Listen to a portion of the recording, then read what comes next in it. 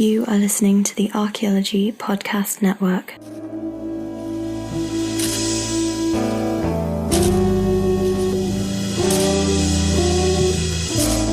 Hello and welcome to the CRM Archaeology Podcast, episode 74 for December 9th, 2015. I'm your host, Chris Webster. On today's show, we talk relationships, sort of. Should archaeologists marry each other? Is it really a good idea? We have some experience with this, and we'll wade through the pluses and minuses on today's show. We also are going to talk about, briefly going to talk about something that I've heard a lot about lately that I want to mention, and also we'll tackle a listener question. So, go sign up for Archeo Tinder, because the CRM Archaeology Podcast starts right now.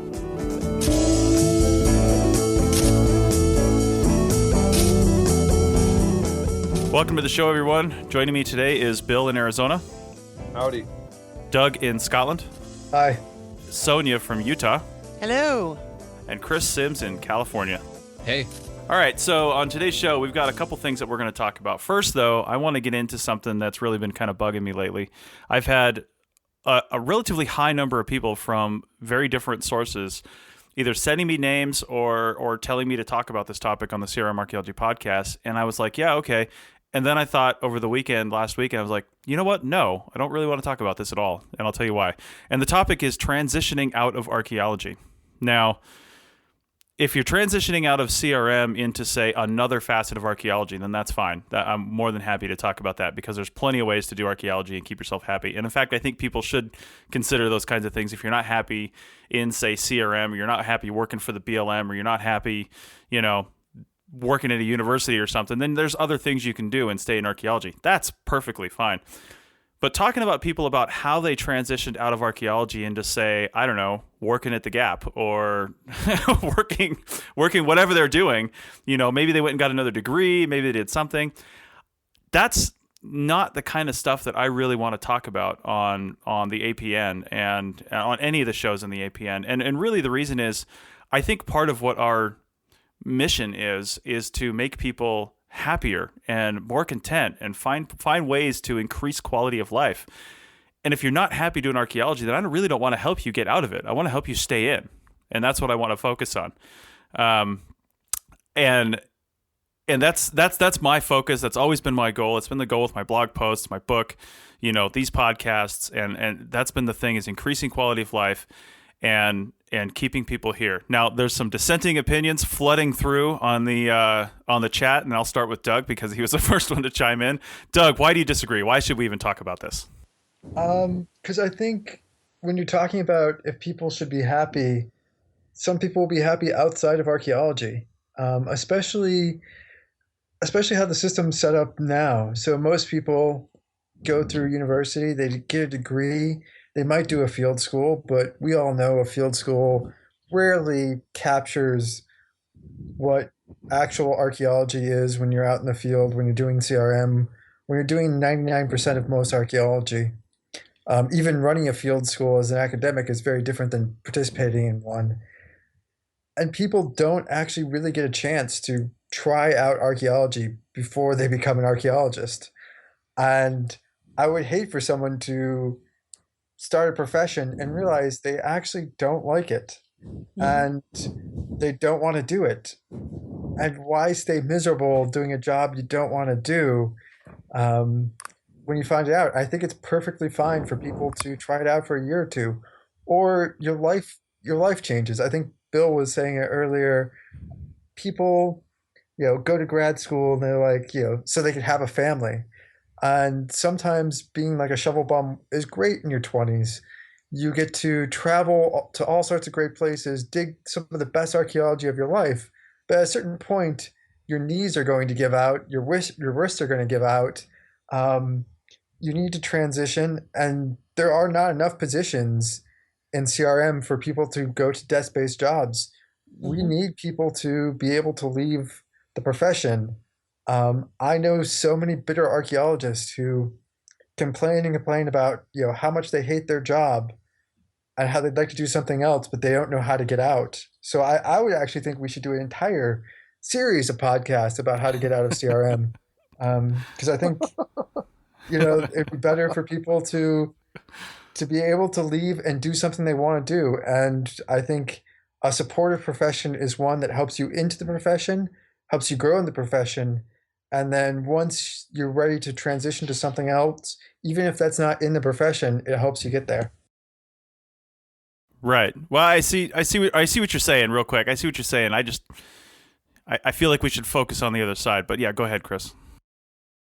Yeah, I can kind of see both sides, where you're coming from, Chris, and also where you're coming from, Doug. And I think the only thing I really have to add to that is that there's a problem of devaluing our skill set in CRM and also outside of CRM or any of the other facets of archaeology that we work in. And so, we commonly think, I myself have done this where we think, oh, well, we're going to leave archaeology and be a barista. And that's not to, diminish the value of a barista, but, like we're scientists for crying out loud. So like we can do other things. And there are a few successful examples of people who have left archaeology to be, high paid project managers in the tech industry or other industries and stuff like that. And so I think maybe an emphasis on our skill set and really trumping that up might add to the value of both people who remain in archaeology to make us more successful archaeologists, and also people who, for their own personal reasons or professional reasons, want to leave archaeology. It could add them some more value too, so that at least we see the value in the skill set of an archaeologist being something that can take us wherever we want. I agree with the whole keeping the podcast focused on CRM. I mean, that's the niche, right? There's a million happiness and, career building, life coach podcasts and blogs and, workshops and everything that you can go to, right? So if we go away from the niche of cultural resource management and start getting into those other ones, then, we're at a disadvantage, right? Because none of us are life coaches yet, or, none of us really can add to these career development type of things outside of cultural resources. I wouldn't know what it takes to get ahead as a licensed nurse practitioner or an accountant or anything like that. I wouldn't know what it takes. But as far as the happiness thing, man, like I'm not really worried so much about people getting happier by listening to the podcast, because the reason I do it is to try and share what I know and what I'm learning about cultural resources to help people be better CRMers.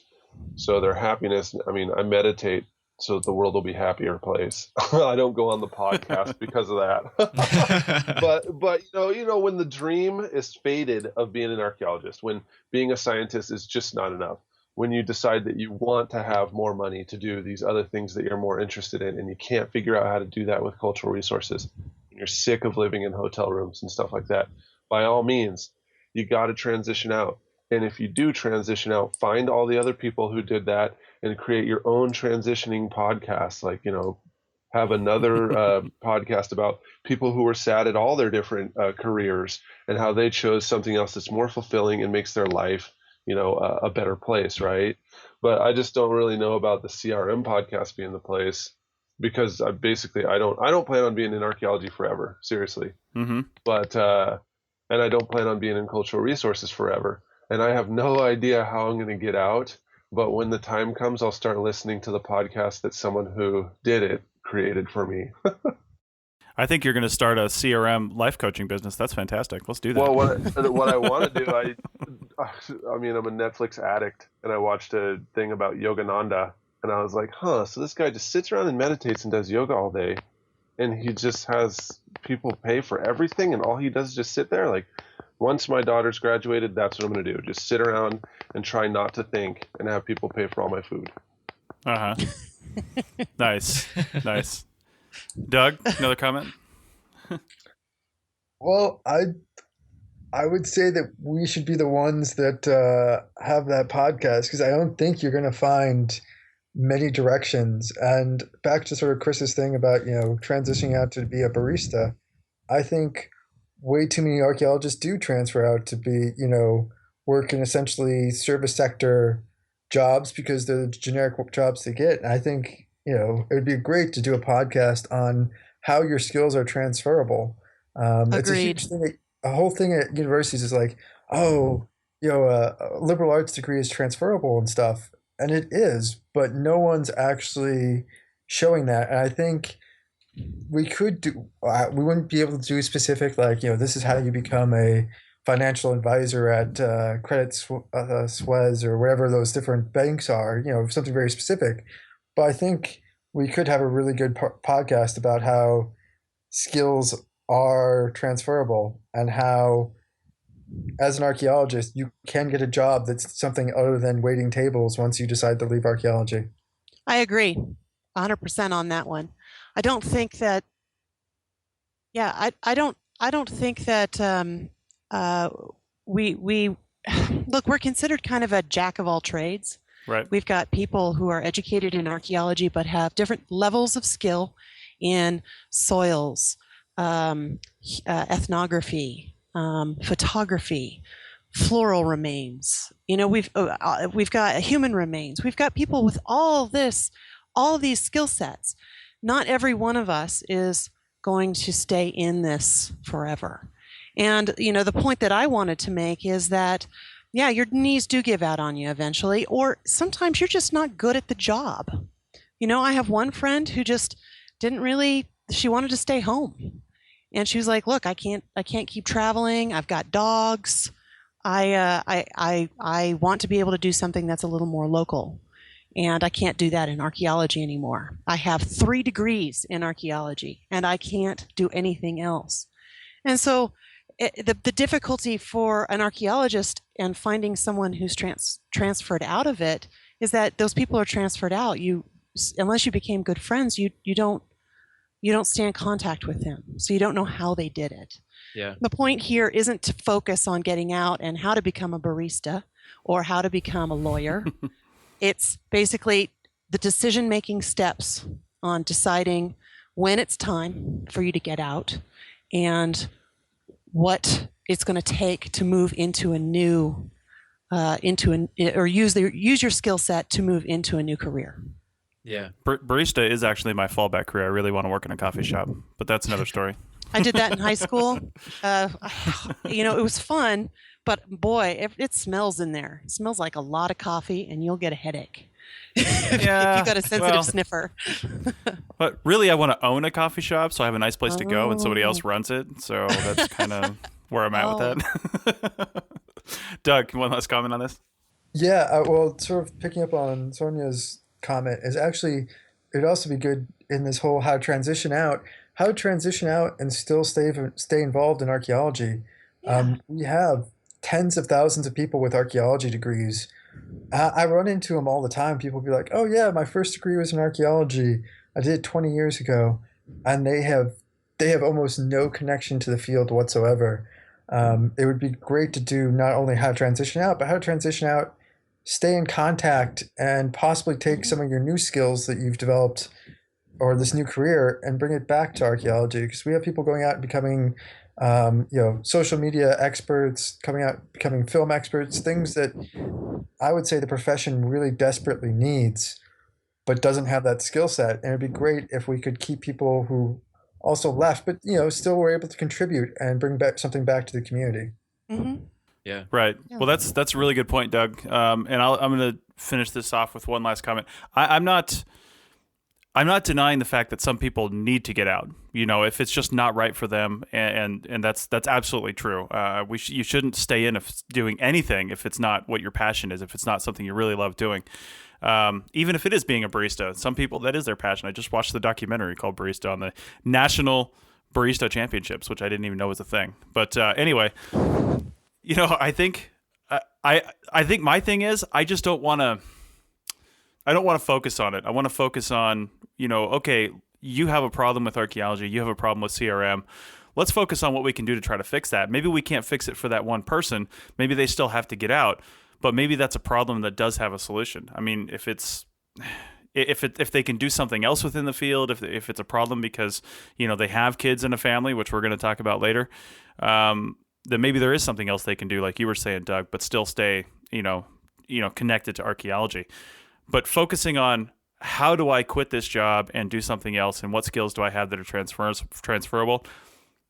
I understand the utility of it, but it's, like I said, I'd rather go the other direction, but that's just my personal thoughts on that. So anyway, before we go to our break, I want to move quickly into a relatively short listener question that I had a few weeks ago, and I've been waiting for this podcast to answer her. Her name is, we'll say Lexi H, because I don't know if she wants me to use her last name. Sonia, you know her.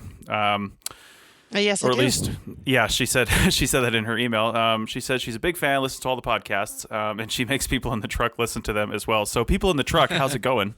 Thanks for listening against your will. So she wants to know, when you get offered a full-time position after being a temp, first off, congratulations if you're offered a full-time position after being a temp. And it's a super informal sort of thing. She said, do you send a thank you? She said, is that weird? She's not sure what the protocol is in the CRM field. And, I responded to her in email, and I basically said, my take on this was it really depends on your relationship with the person that's doing this. If they're like a friend and you hang out all the time, and it's not that what am I trying to say? It's not breaking any sort of rules company-wise to like maybe take them out to dinner or something like that. If that's not weird, then do something like that. If it's totally informal, and just say thank you. Or if it's somebody you're a little bit more disconnected with because they're the boss and they're up there, but they offer you to this position, I don't think it's out of the realm of possibility to actually send them a thank you card if you want to. I mean, nobody's going to say that's a weird thing to do. It would be a totally unexpected thing to do. And they would probably really, really appreciate it. Sonia, this is a friend of yours. What do you think about this? Either way, it could go either way. I was raised in a German family where you sent a card for anything that you felt was appreciative. And it wasn't like a typed out letter kind of a thing. It's like a card, a handwritten card. It can be a short, hey, thank you so much for the interview, and I look forward to working with you. I'll be starting full-time on Monday. See you then. Yeah. I think that's awesome.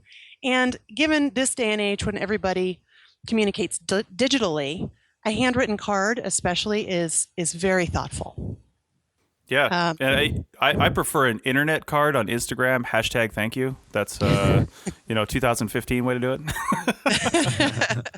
You're so digital, Chris. I know. I mean, anybody that knows me, if they were to send me a thank you card, they would know that paper just like fills me with dread and anger. So they would send me a digital card because they know me that well. So, Bill, go ahead. Ironically, a paper card makes me feel better, so it's like the opposite way. Yeah. Send me my phone bill on paper, and I'm like enraged. Send me a thank you card, and I'm like, yeah, right on, Thank you card, right? all the way. You guys are reminding me. I have this list, like I'm looking at it right now, of like 8 people who I owe a thank you card, and some of them have even written it out, and now we have stamps, and I need to mail them.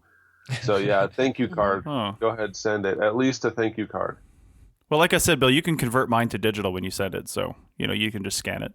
You were not on the list. Oh, yeah. Awkward. Awkward. Overall, guys, you guys have all seen Scrooged before, right? And he's choosing the presents like VHS, towel.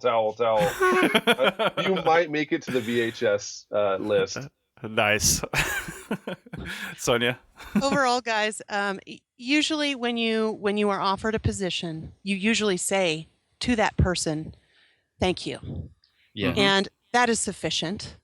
Going the extra mile, and one of the things that I like to encourage people to do is just go that extra mile, take the initiative, send a thank you note. What's important is you're being noticed, and you're being noticed in a positive way for being thoughtful. And the hope is that they will recognize this, your supervisors will, and they will give you opportunities to learn more and move forward or move up in a job.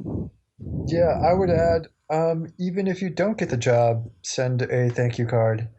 Absolutely. Yeah, that's a big point. I didn't even think of that.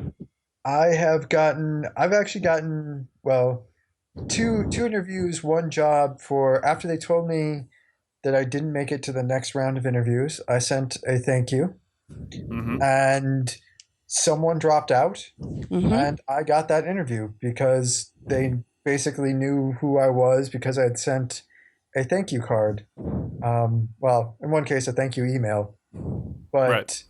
Yeah, even if you don't get the job, a thank you is a pretty good thing to send, especially for an interview. And if you're also looking for feedback, and usually There's a reason. Sometimes the reason you didn't get the job is not that you weren't great. You usually are. Sometimes there's just someone who's just a little bit better than you are.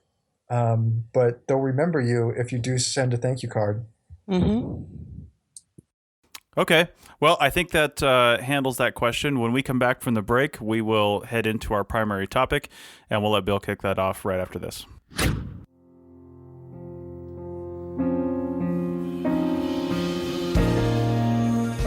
Hello, everyone. Chris Webster here from the Archaeology Podcast Network, and we're giving away an iPad Mini 4 to one of our listeners.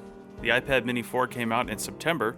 It's a 16 gigabyte space gray iPad with AT&T cellular ready antenna. All that means is it comes with GPS. You do not need to get a data plan. And you don't even need to be on AT&T if you never plan to get a data plan. It just has GPS. It also has a fingerprint sensor and Apple Pay ready and all the good perks that come with that.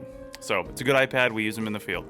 There are two easy ways to enter. One, do a Profiles in CRM interview before December 15th, 2015, or recommend someone for an interview. You'll both get an entry once the interview is posted. If you want to know more about Profiles in CRM, go to www.archaeologypodcastnetwork.com/profiles. All the questions are listed right there. The other way to enter is to like the APN Facebook page and share it with your friends on Facebook to get the word out about our awesome podcasts. The winner will be announced December 16th, 2015 at 4 p.m. Pacific time. So get your entries in, send me those emails for people that want to do the Profiles in CRM podcast, and good luck to everyone. iMac, take us out with a binary solo.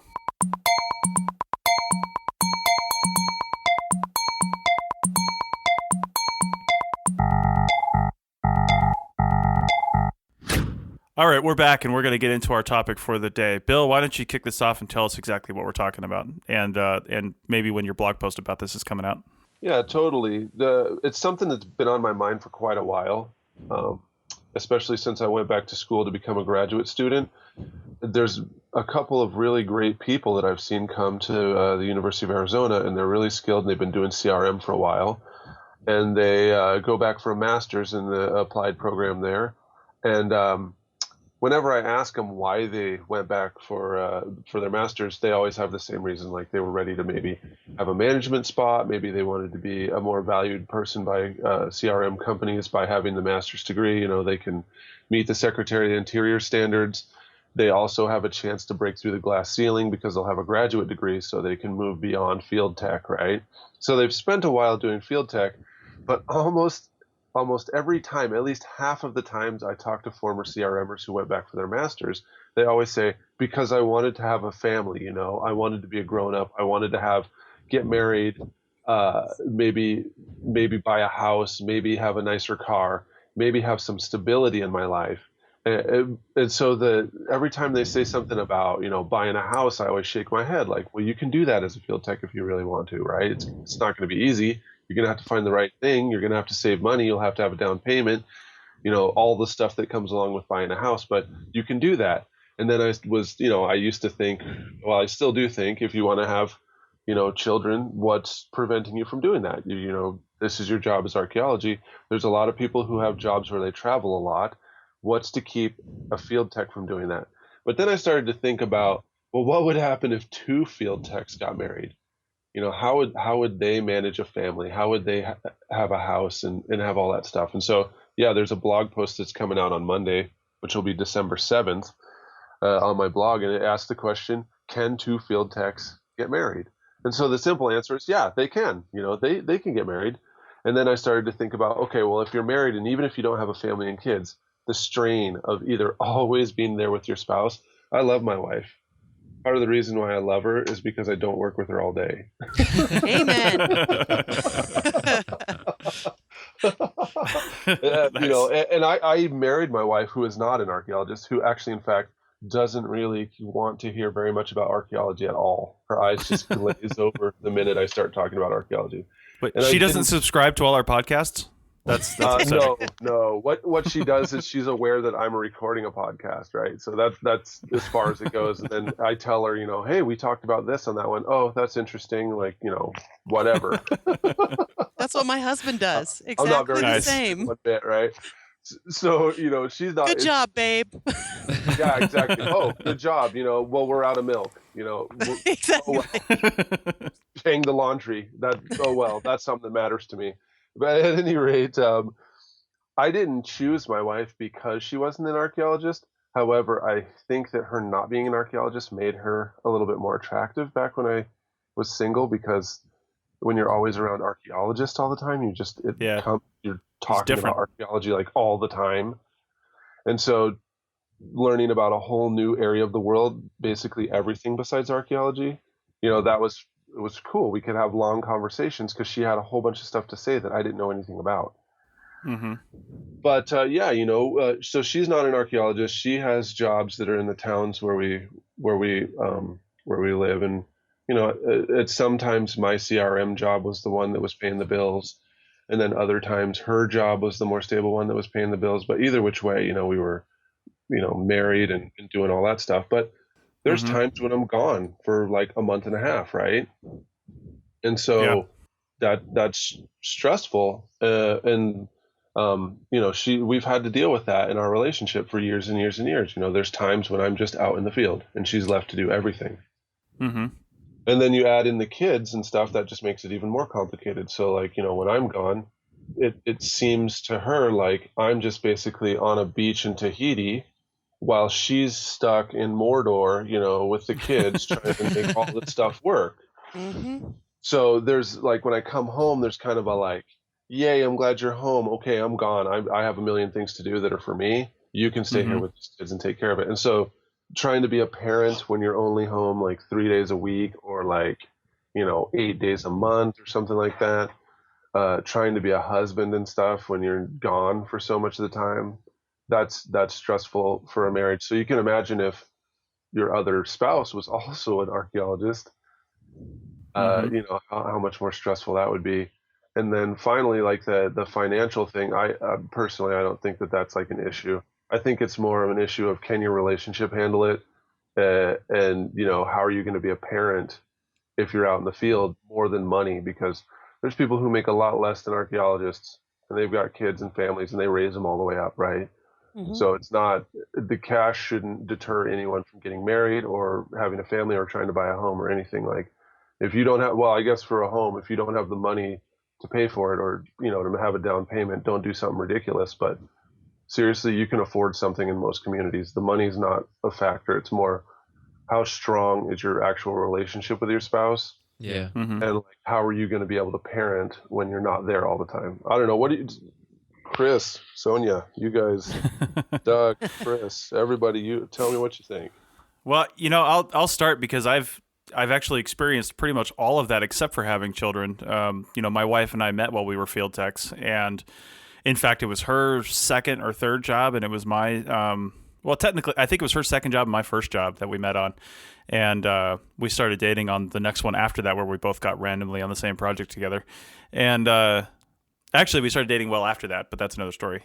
So when we started dating, though, we were working with the same company. I came down there, and it was we were on some of the same projects. We were in the same hotel room, but we were in the quote unquote honeymoon phase of our growing relationship. So that was all okay for us. And then as we were with the same company, she was more in the lab and I was going out in the field. So we were dealing with separation things there. And then when we quit that job and we decided to just go full-time shovel bumming, we sold both our cars, bought one vehicle, a bigger vehicle, and traveled across the country for about 2 years and had the same jobs. We would always apply to the same jobs together. We said, if you get one, you want one, you get the other. And that always worked out for us. We were fully employed for a couple of years doing that all across the country. And for us, it really worked out. We were able to work well together. We were never in a situation where one was a crew chief over the other. We were kind of moving up through the ranks together. And when we did become crew chiefs, it was at the same company at the same time. So we had our own crews. And, when we got married, and we got married, what was it, about 5 years into our relationship or something like that. And then 2 months later, she got out of archaeology and never looked back. Now I'm on the other side of it. Now I'm on the other side where I've been doing all the traveling. She's always at home, and she doesn't really want to talk about archaeology. She could still hold her own in a discussion, but it's not like our primary discussion and what we talk about. I own a company now and I'm running projects. And I've got this podcast. I'm pretty much knee deep in it. So she can't get away from archaeology most of the time. But, at this point in our relationship, we've been together since 2006. So a long time.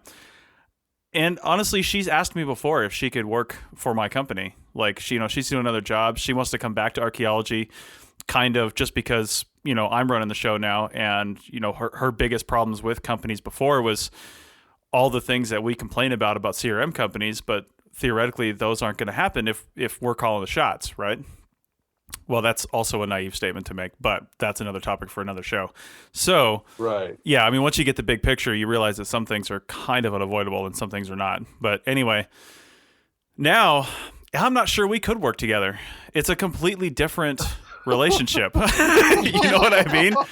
Like, I'm not sure it would work the same way. You wouldn't have any teeth after the first month. They would be kicked out. My God. I'm telling you. I mean, it was great in the beginning. We worked together. You come back into the hotel room. We spent 24 hours a day together. That was fine. Like I said, now, I don't know. I just don't think, I don't, and if we had kids, which she's talking about, she's 32 or something. And, I don't know how that's going to work out. I really don't. So, Bill, I'll probably take a lot of cues from you on that one, but I just don't know. Sonia, how about you? What's your story here? Well, when I first started doing archaeology, I went into it with this, absolutely no, hell no, I am not going to date anyone on my field crews, anyone, even as a field tech. And I can confidently say that I never did that. Never dated any other archaeologists, which is good, actually. Mm-hmm. It turned out really well. It's lonely, let's just put it that way. But I also, I'd met my husband in college, and he knew what I was going into. And we dated for, probably like 10 years or something like that before we ever got married. And when we did, he traveled a lot and I travel a lot. So it didn't really, since he's not an archaeologist, it was totally, totally worked well. The downside, of course, is that you can't get any pets. Or at least we couldn't really get any pets. It didn't work well for us to do that. But I wanted a dog, so I got a dog. And so now wrangling the fur children has been a bit strange. Now, I know that's not the interesting part here. Then we fostered. For 3 years, we fostered a 15-year-old to 18-year-old girl. And that is complicated. Partially because she's a 15-year-old girl, and partially because there's lots of drama that goes along with that, a lot of coordination with her mom and dad, medical situations, disagreement on religion, and some other things. Right. Kids can complicate things. I don't have any of my own kids. I'm, in a way, very happy about that. Because it would make life a lot more complicated, or maybe not complicated, just more difficult. And I feel kind of like my life's already difficult in some ways. Well, you're running a company too, so. I run a company too. So, it worked well while we had Mary, and Mary's doing great now. She's in college and she still comes back home on occasion. She still goes to see her parents on occasion. It works great. But we still have the fur children, and, we just spend a lot of money at the kennel. Honestly, in terms of my husband, whenever he wants to provide suggestions on how to run my company or pay my employees, I just basically want to hurt him. His business is not the same as my business. And it's just a difference in, federal accounting regulations. and what a private, consulting business like his can do. Right. So we have basically agreed that we don't discuss business unless I engage, and then expect it to kind of go south about 15, 20 minutes into the conversation. So, Nice. Just differences in opinion. But I don't know if I provided any astounding news, but I can definitely tell you I never wanted to date any archaeologists. I wanted to turn that off when I got it home. I think it is interesting that a number of the people on this podcast right now didn't actually marry or date archaeologists, because it's I think people probably always assume that your dating pool is going to be archaeologists, and maybe early on it really is. I mean, if you're going to shovel bum for the first 3-4 years of your career, your dating pool really is going to be archaeologists. I mean, that's what else are you going to do? I mean, there's always the townies, but those are temporary. Maybe that's what you want. I don't know. Maybe Yikes, the town. You mean you don't want to live in rural Nevada? Seriously? Yeah. Right? Town in Alabama? Yeah. You don't want to buy a house in Pioche? I don't think so. No. I don't think so.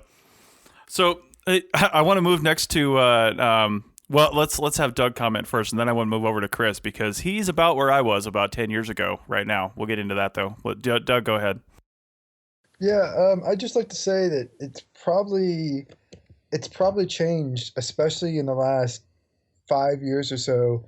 If you don't want to date an archaeologist, if you don't want to date your fellow crew members, I think it's gotten a lot better, because it used to be you're basically stuck out in the middle of the world, or middle of nowhere, on these digs. And I think that's changing quite a bit with now that internet dating is becoming more Socially acceptable. Mm-hmm. Yeah. Yeah, and then totally. The new dating apps like Tinder and stuff like that, and that's all geographically based. So, and if you're seeing most people coming out of university these days, they've switched over to the hookup culture. So you don't really date so much as hang out.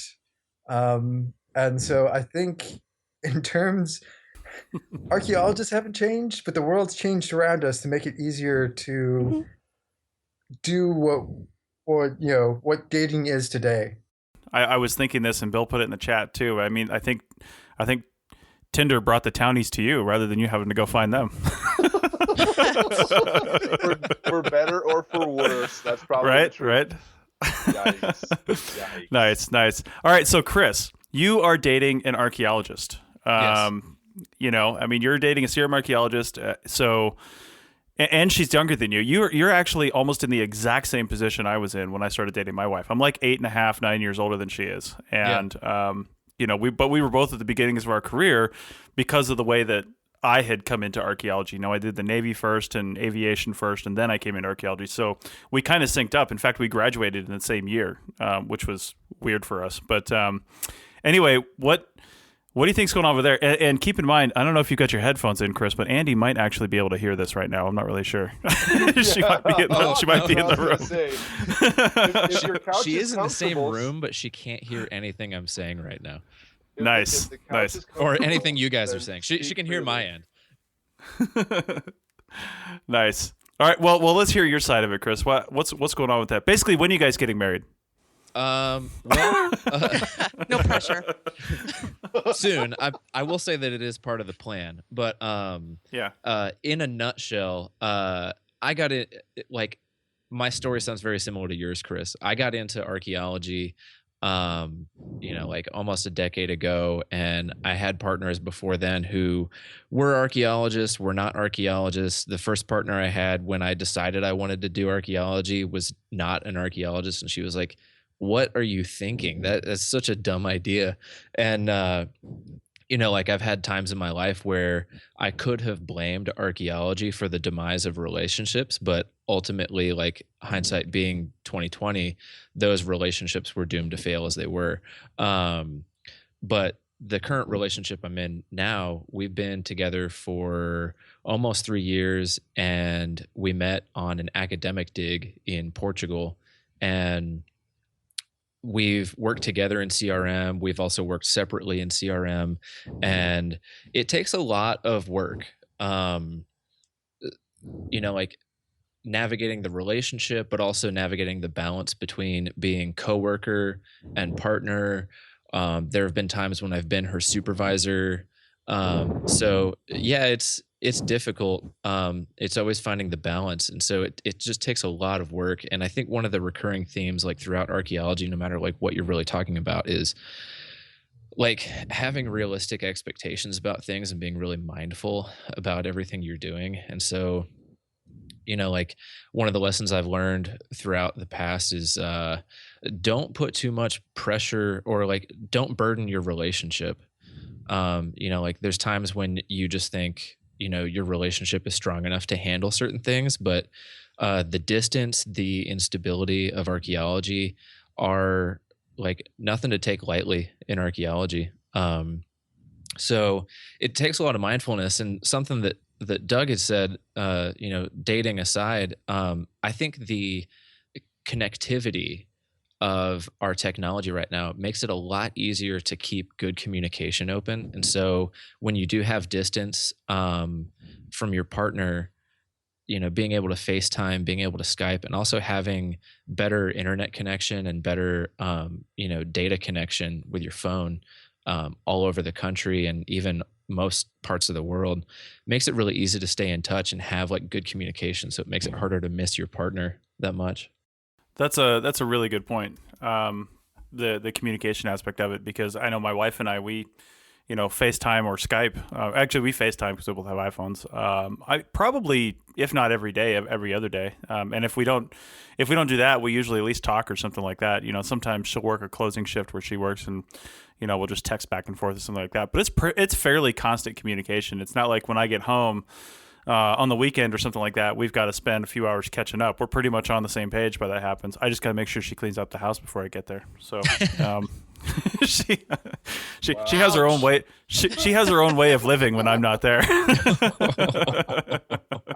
That's true. She also, That's totally true. Yeah.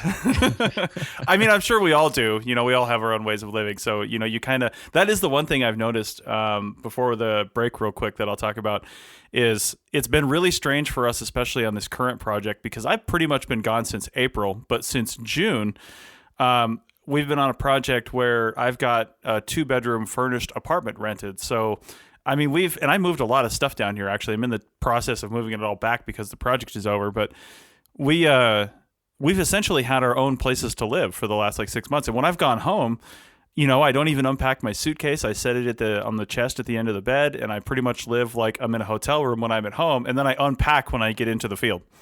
So it's been a very weird situation, but we'll talk about some more of that, and we'll see if we can't answer some more of these questions. We got some other stuff to talk about to this when we get back from the break.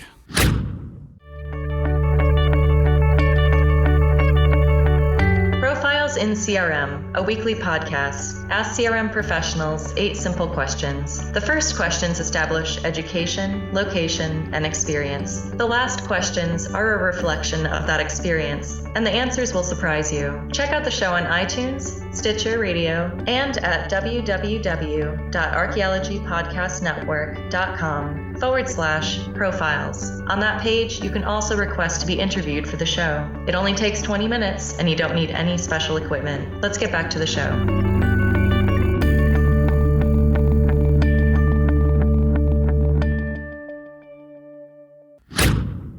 All right, we're back for our third and final segment on this show, and in the background, Doug had a question, wondering about do relationships take a lot of work, but is it harder in archaeology? And I think it's an interesting way to phrase that question. We're all archaeologists, so we're talking about is it harder in archaeology, but it's probably harder in any field where you travel a lot. I've known some airline pilots. They have hard times with relationships sometimes, especially in the beginning when they're getting all the crappy flights. They're working all the holidays and all the red eyes. And, when you move up in the world, just like archaeology, if you move up in position, there's a decent chance that you'll be transitioning into, more of your percentage will be office rather than field. So if you can stick with it in archaeology, perhaps, and you know what, I'm just having this thought right now. Maybe this is genius. I don't know.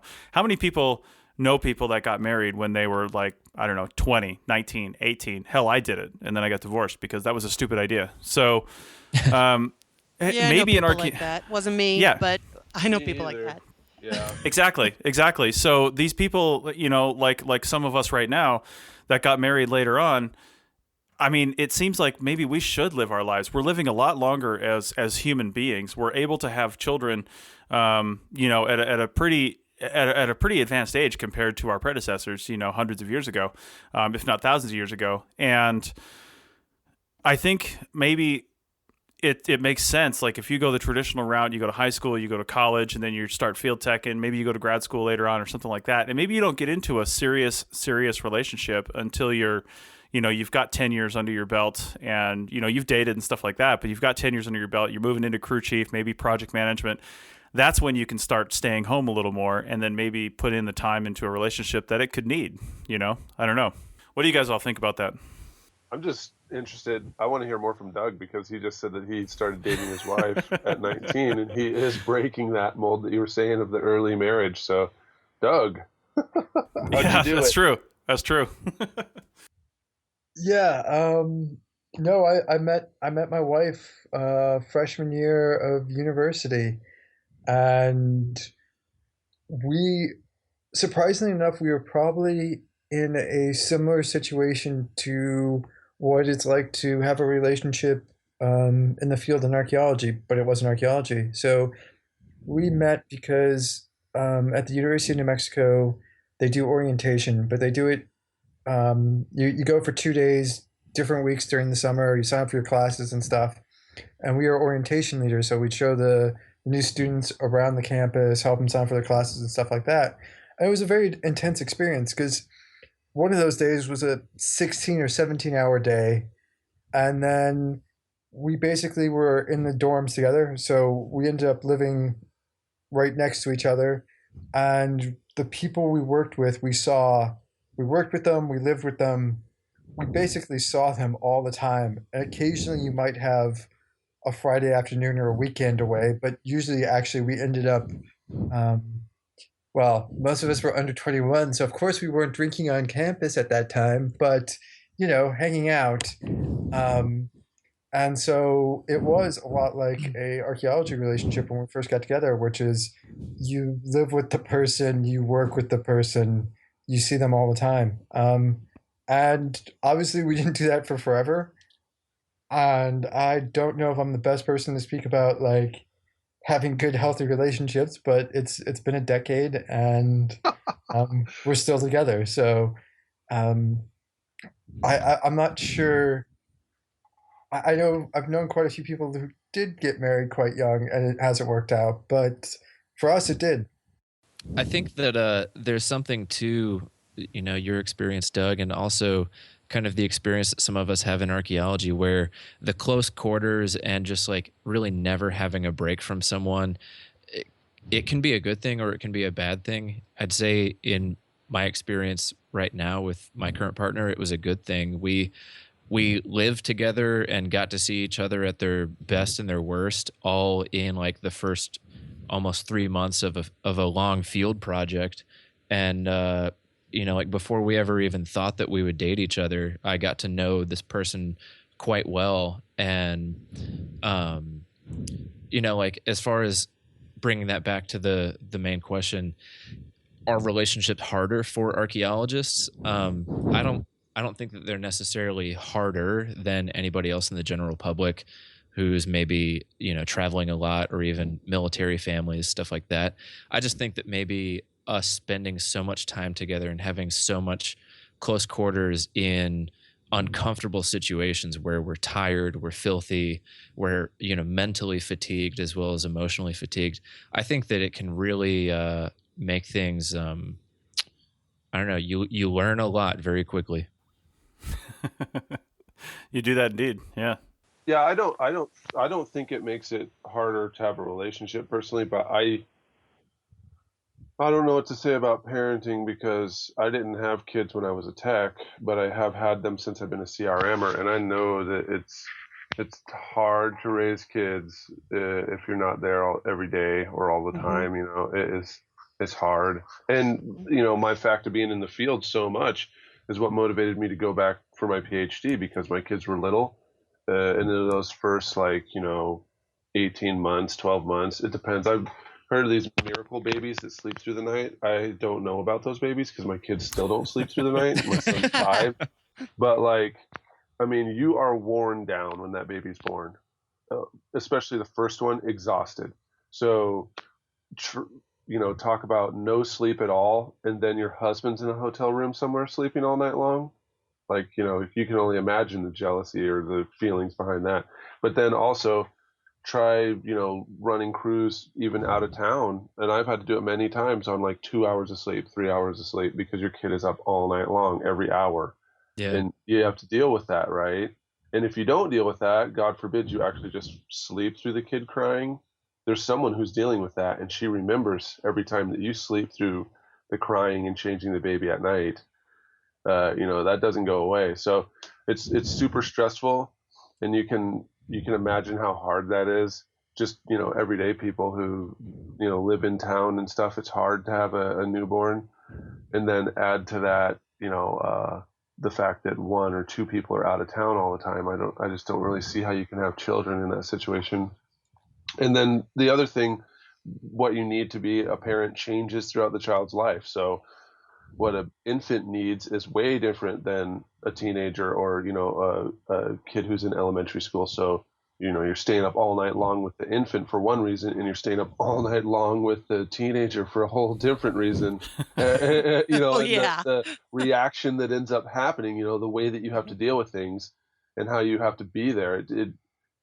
If one person is in the field, and your daughter gets a DUI or something like that, like you're left to deal with it all alone, and you can imagine. The only way I can see that you can be a parent if both people are field techs or out in the field all the time is if the mother or sister or some other family or friend is taking care of the child, because somebody's got to actually be there with that kid all the time.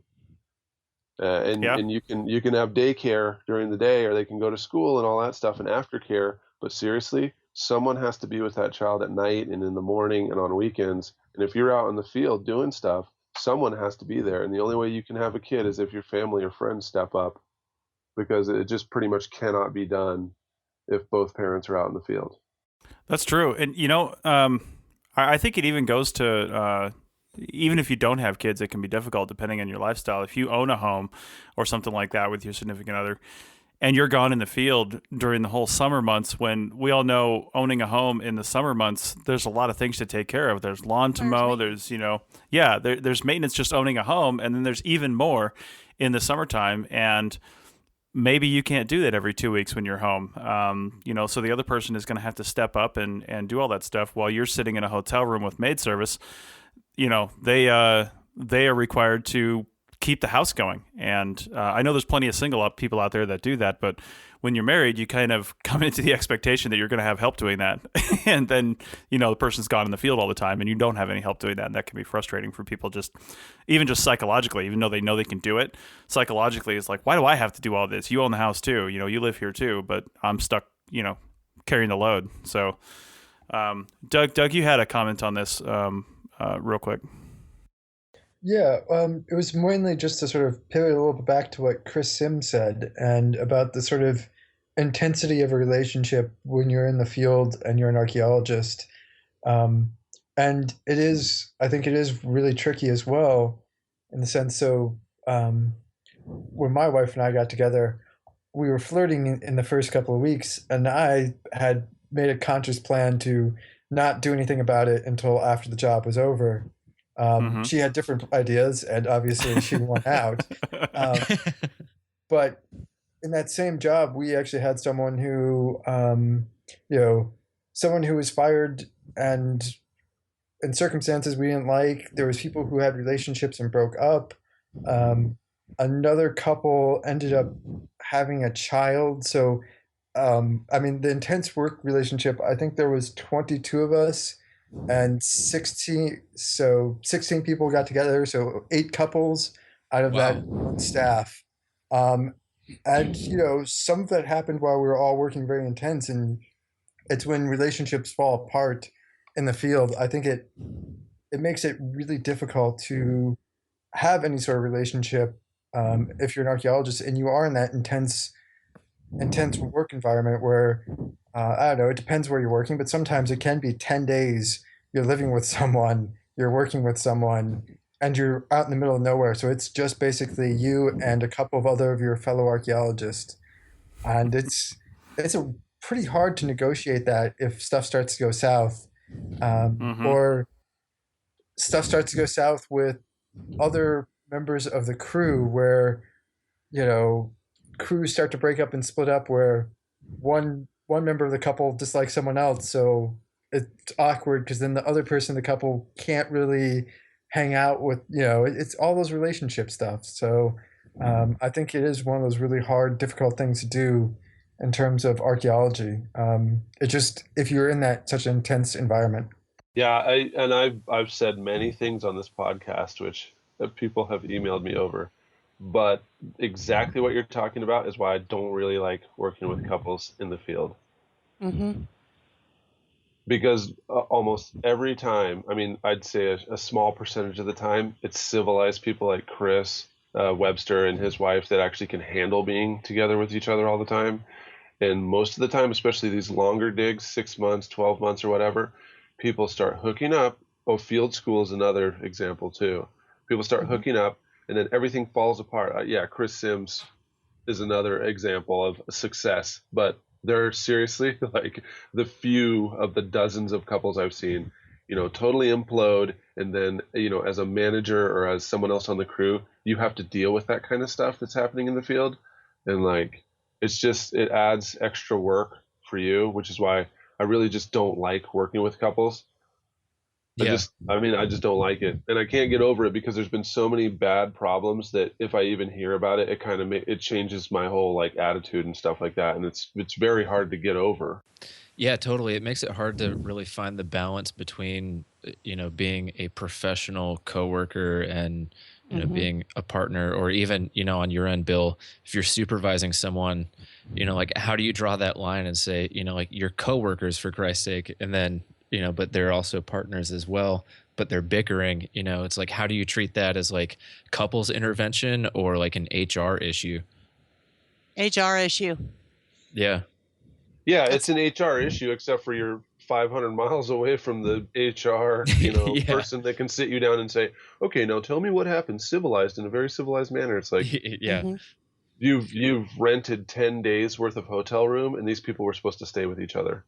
Yeah. And like they have 8 more days to be human beings before they can possibly get away from each other. Or, I don't know, it's just, or just the trivial stuff of sabotaging each other. So now someone else has to do extra work because the other person is purposefully causing problems.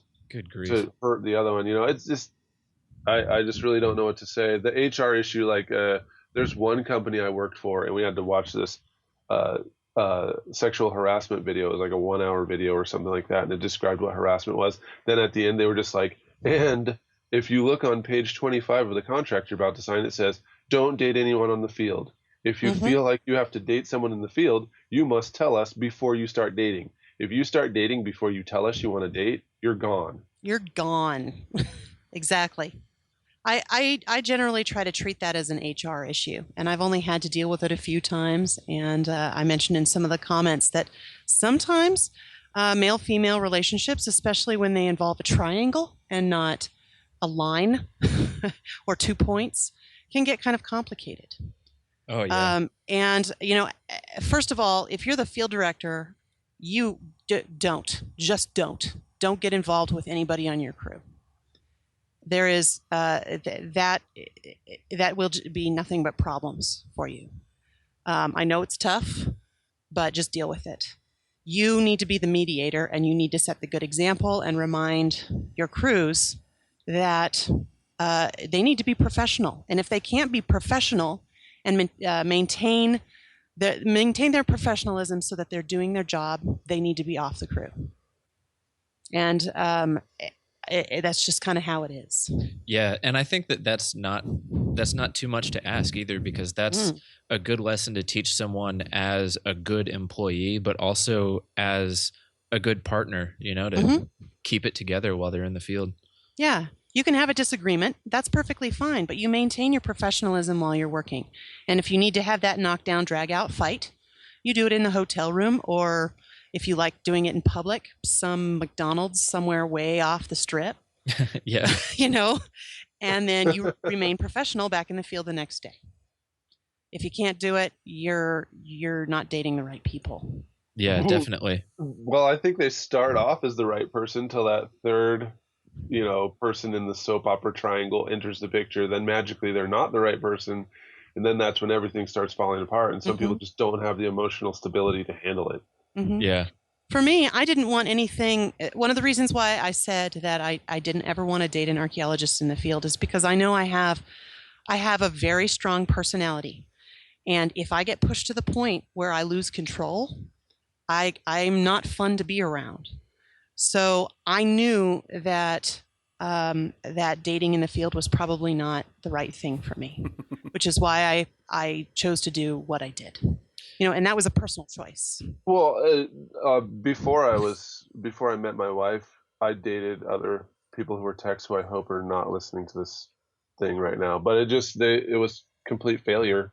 Either everything fell apart and then they started dating someone else on the crew, which, was bad for me, or I did the same thing, or we're trapped together and then one person gets promoted or whatever and they just can't get over it. It was just not good. And the relationships were just fast. They burned out super fast because we were with each other all the time.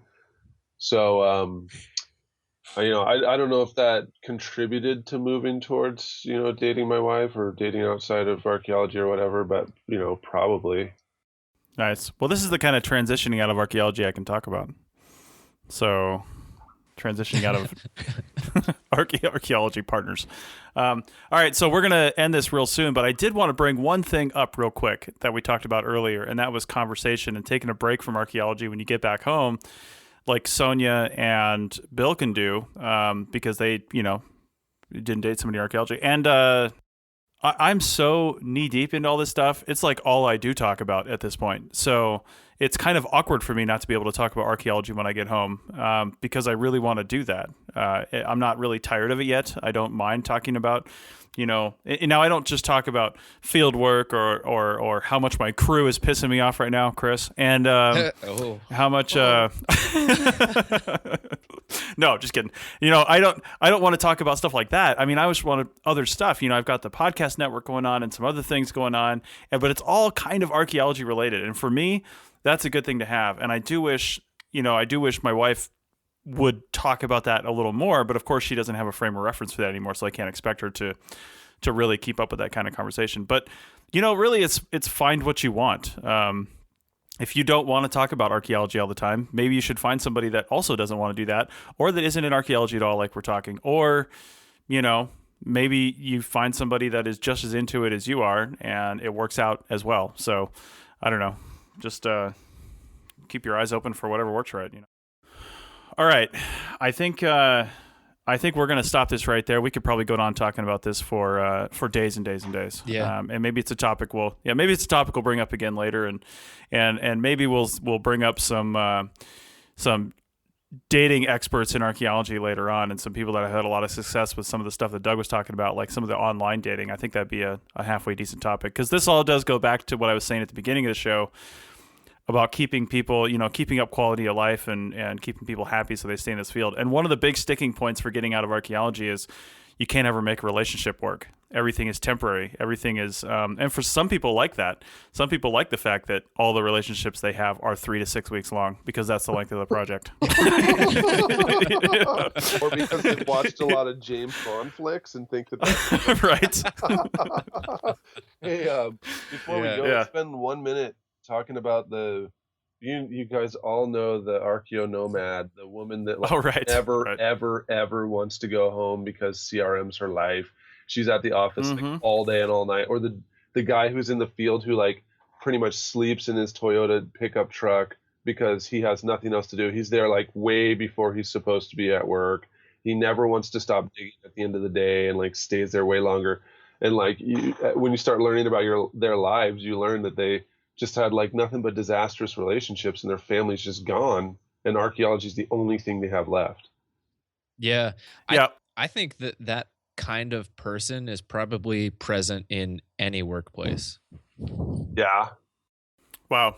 I think you're probably right, Chris. And also, I just like to put out a little public service announcement to those guys, especially that are the older guys on the site that have been either probably the ones that are more like field techs or crew chiefs like their whole career. They never really moved out of that, so they're always in the field.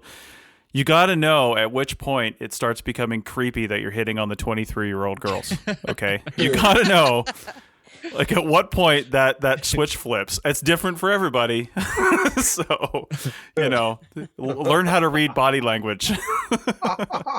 just learn what the middle finger means and you should be okay. Right. Nice. All right. Well, on that note, I think we will end this show, and we'll come back again with another exciting topic just like this one. All right. This show is produced by Chris Webster and Tristan Boyle, and was edited by Chris Webster. That's it for another episode of the CRM Archaeology Podcast. Links to some of the items mentioned on the show are in the show notes for this podcast, which can be found at www.archaeologypodcastnetwork.com/CRM Arc Podcast. If you like the show and want to comment, please do. You can leave comments about this or any other episode on the website or on the iTunes page for the episode. You can also email me at chris@archaeologypodcastnetwork.com or use the contact form on the podcast webpage. If you'd like us to answer a question on a future episode, email us. Use the contact form on the website or tweet your questions with the hashtag CRMArcPodcast, or you can tag @ArcPodNet in your tweet. Please share the link to the show wherever you saw it. If you share CRM archaeology related items on Twitter or Facebook or anywhere else for that matter, be sure to use the hashtag CRMArc so the community can see and comment. If you'd like to subscribe to this podcast, you can do so on iTunes or on Stitcher Radio. You can also type the name of the podcast into your favorite podcasting app and subscribe that way. Don't forget to go over to iTunes and leave a review of the show. It helps us get noticed so more people can find our podcast and benefit from the content.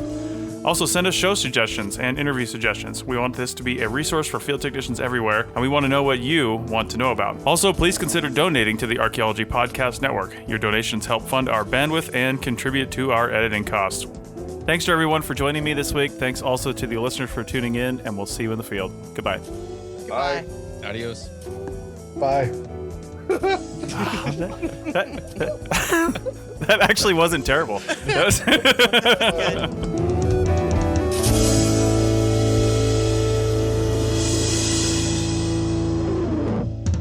This has been a presentation of the Archaeology Podcast Network. Visit us on the web for show notes and other podcasts at www.archaeologypodcastnetwork.com. Contact us at chris@archaeologypodcastnetwork.com. Thanks again for listening to this episode and for supporting the Archaeology Podcast Network. If you want these shows to keep going, consider becoming a member for just $7.99 US a month. That's cheaper than a venti quad eggnog latte. Go to arcpodnet.com/members for more info.